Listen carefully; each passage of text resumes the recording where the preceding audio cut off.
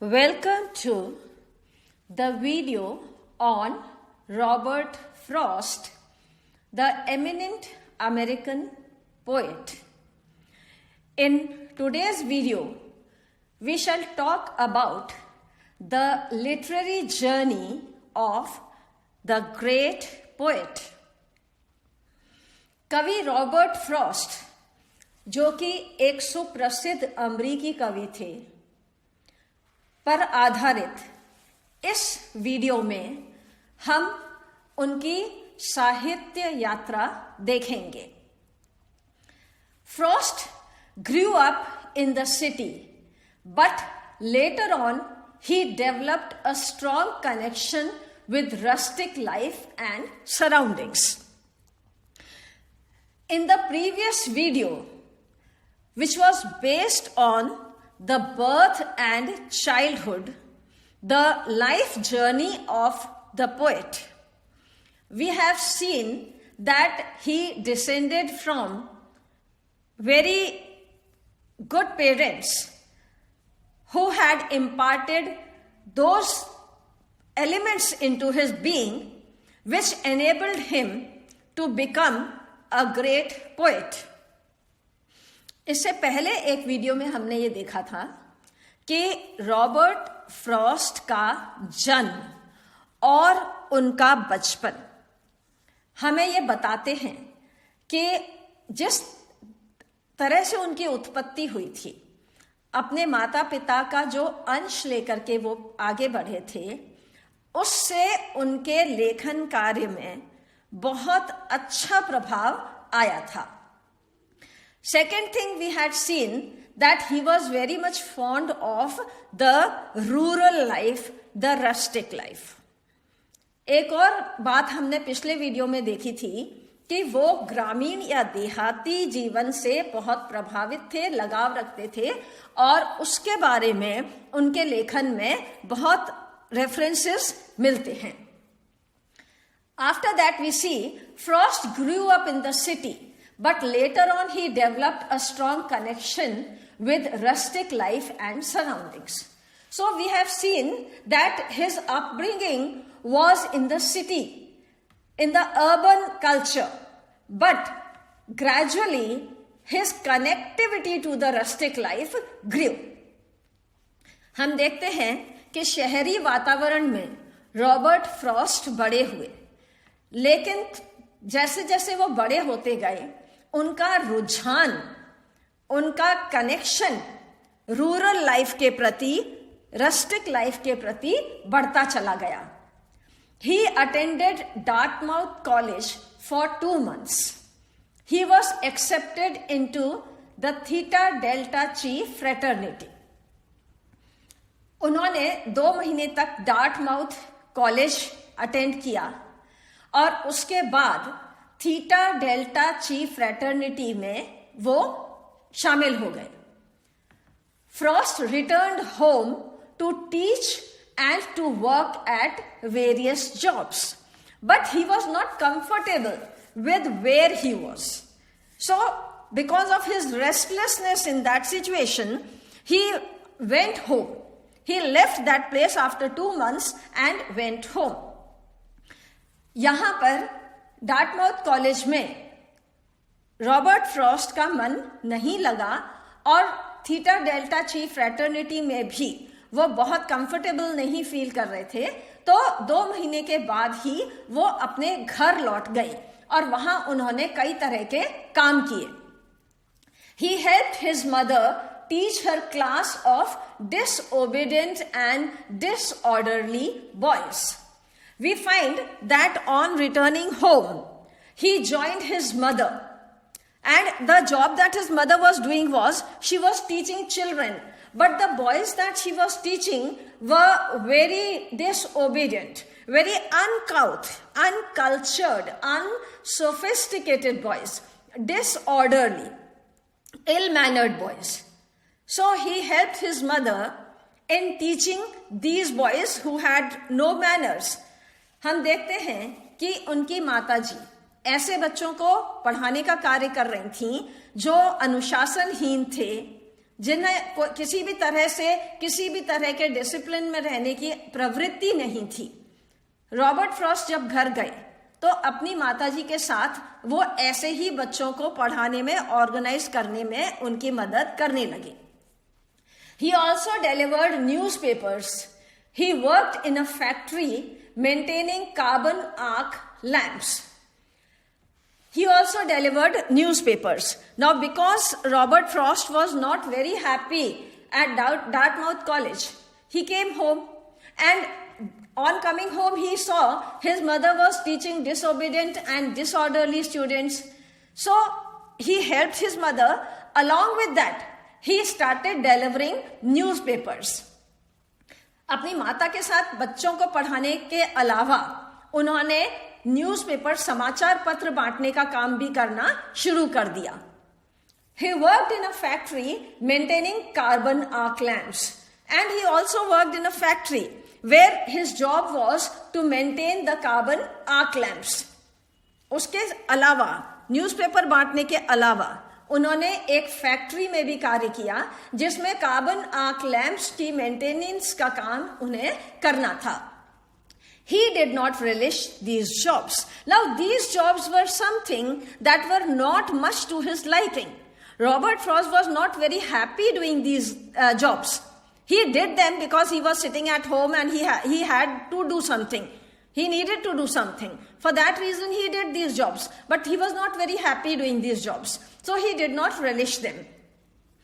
He was inclined to composing poetry. Why he did not relish these jobs? Because he was actually inclined to composing poetry. अब Robert Frost घर आ गए, उन्हें कुछ काम तो करना ही था। माँ का हाथ बटाया बच्चों को पढ़ाने में, न्यूज़पेपर बांटे, फैक्ट्री में आर्क लैंप्स मेंटेनेंस का काम उन्होंने किया। बट उन्हें बहुत अच्छा नहीं लग रहा था। ये सारे काम करने में वो कभी भी खुशी महसूस नहीं करते थे। क्यों नहीं करते थे? He was inclined to composing poetry. उनका अंतर्मन तो कविता की तरफ भाग रहा था। उनका अंतर्मन कहीं काव्य लेखन की तरफ प्रेरित हो रहा था, और इसी प्रेरणा के कारण, इसी आकर्षण के कारण वो बाकी के किसी भी तरह के काम को एंजॉय नहीं कर पा रहे थे। In 1894, he vended his first poem, My Butterfly, an Elegy. This poem was published in the November 8, 1894 edition of the New York Independent. Now, with this inclination for composing poetry, he wrote his first poetry, My Butterfly, an Elegy. And he vended this poetry for the first time in 1894. And first he vended it and he distributed it on his own. And later on, what happened? That he got it published in the New York Independent edition in 1894.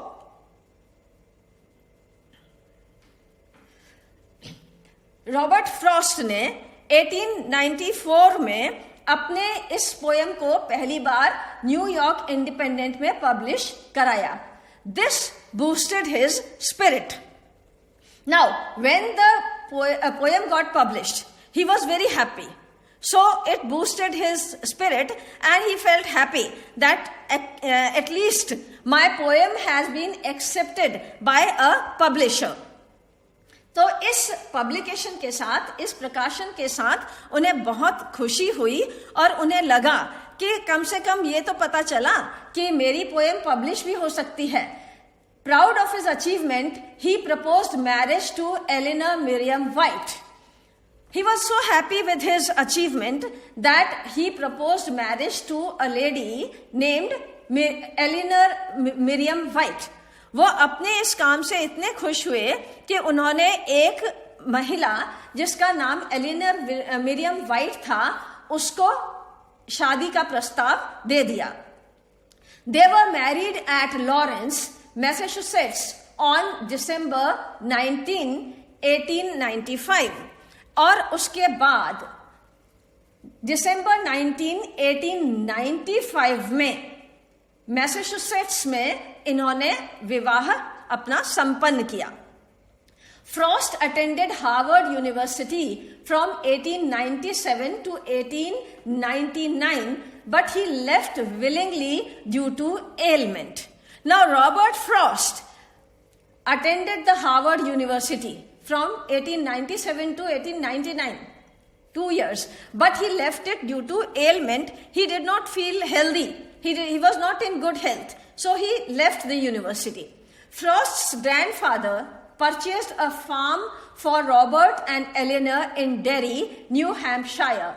Frost worked the farm for 9 years while writing early in the mornings and producing many of the poems that would later become famous.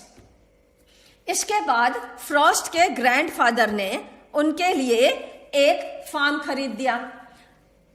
Frost's grandfather purchased a farm for Robert and Eleanor in Derry, New Hampshire. New Hampshire के dairy नाम के स्थान पर उनके grandfather ने इनके लिए farm खरीद दिया. 9 साल तक इन्होंने फार्म पे काम किया. In the morning he used to work in the farm and then he used to write poetry. In the natural surroundings he was very happy writing poetry. And he wrote many of the poems that became famous later on. और बहुत सारी ऐसी कविताएं भी इन्होंने उस समय लिखी थी जो कि बाद में बहुत ही प्रसिद्ध हुई थी, जो बाद में बहुत ही विख्यात हुई थी. इनको एक पोएट लॉरिएट बनने में उन सारी चीजों का एक समग्र योगदान रहा था. Ultimately, his farming proved unsuccessful and he returned to the field of education as an English teacher at New Hampshire's Pinkerton Academy from 1906 to 1911. Then at the New Hampshire Normal School, now Plymouth State University in Plymouth, New Hampshire. Now what happened? That his grandfather purchased him a farmhouse and he had to maintain the farmhouse. So he started working on that farming business. But again, this work was not something that he enjoyed. So finally, he quit the farming business and he came to New Hampshire's Pinkerton Academy and worked there from 1906 to 1911. Then after that, he moved to the New Hampshire Normal School, which is now the Plymouth State University in New Hampshire. So this is how his literary journey moved from a keeper of a farmhouse to a literary person, and he moved from a school to the university and landed up in the teaching profession. This is the literary journey that he followed. Let us see the glossary of important words and phrases. Rustic, typical of country or country people. Simple, belonging to village background. Dehati, ग्रामीण क्षेत्र या व्यक्तियों से संबंधित. सीधा सादा. Relish, to enjoy something or to look forward to something very much. किसी वस्तु का आनंद लेना या किसी बात की उत्सुकता से प्रतीक्षा करना.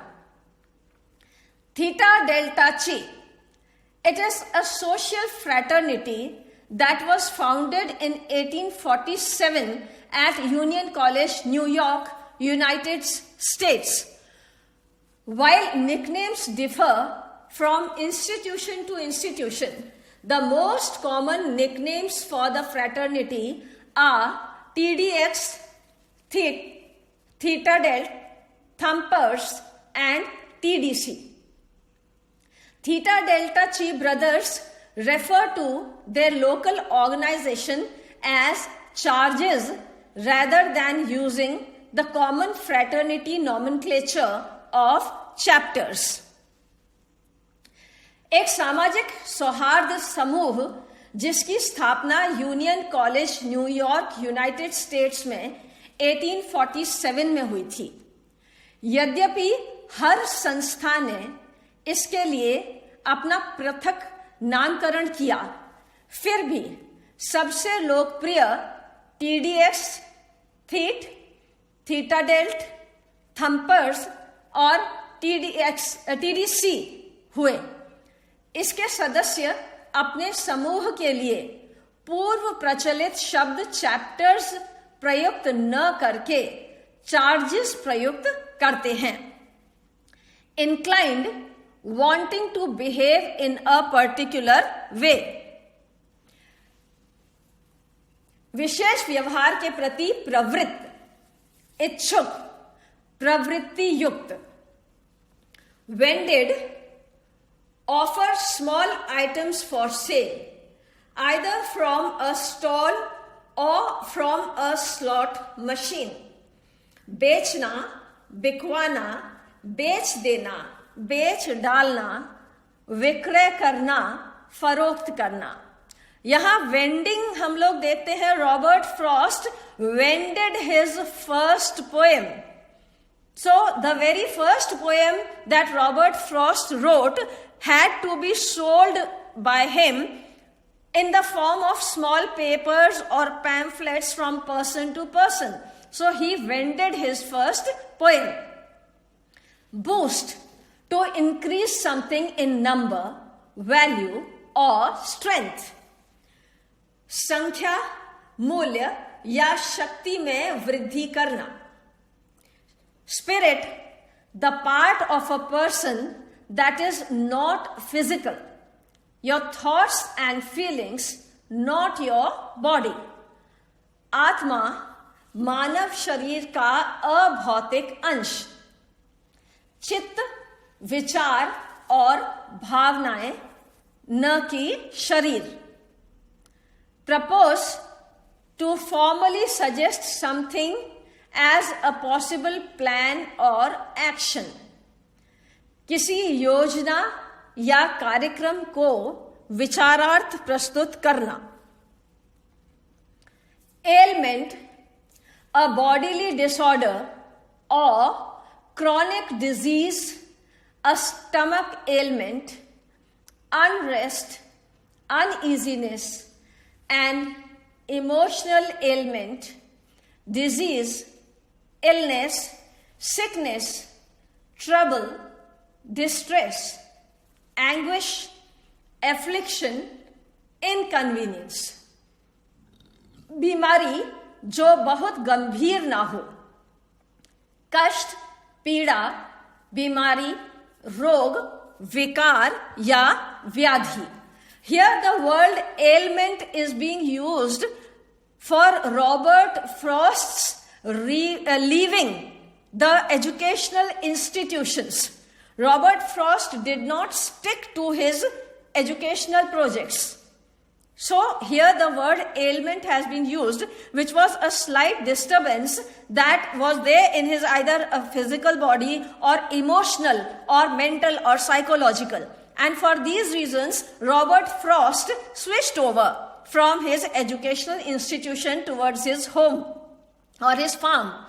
तो यहाँ पर हम देखते हैं कि ऐसी बीमारी जो छोटी होती है या मानसिक होती है या मनोवैज्ञानिक होती है, उसके कारण रॉबर्ट फ्रॉस्ट अपनी शिक्षा जगत को छोड़ करके अपने फार्म हाउस की तरफ, अपने घर की तरफ चले आए थे और वहां पर फिर उन्होंने अपने पूरे काम को दोबारा से निर्धारित किया था। Pinkerton Academy, New Hampshire. It is a secondary school in Derry, New Hampshire, United States. It serves roughly 3,200 students, making it by far the largest high school in New Hampshire. More than 1,300 students, greater than the next largest high school. Pinkerton Academy New Hampshire United States का एक secondary school जिसमें वर्तमान में 3,200 छात्र अध्ययन कर रहे हैं।